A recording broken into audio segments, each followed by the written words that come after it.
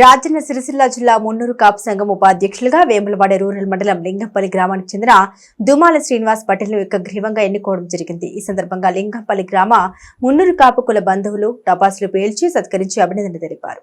రాజన్న సిరిసిల్ల జిల్లా మున్నూరు కాపు సంఘం అధ్యక్షులుగా బొప్ప దేవయ్య, ఉపాధ్యక్షులుగా దుమాల శ్రీనివాస్, ప్రధాన కార్యదర్శిగా శంకర్ ఎన్నికైనట్లు రాష్ట్ర అధ్యక్షులు కొండ దేవయ్య తెలిపారు.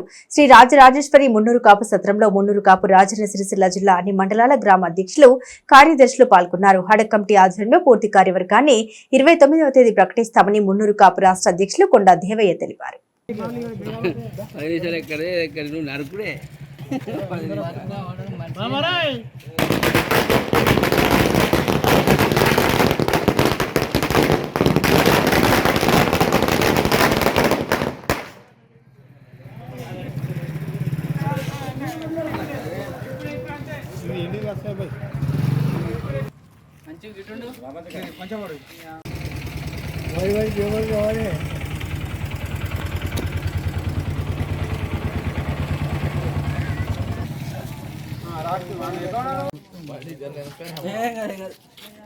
शेर को बाहर गिर के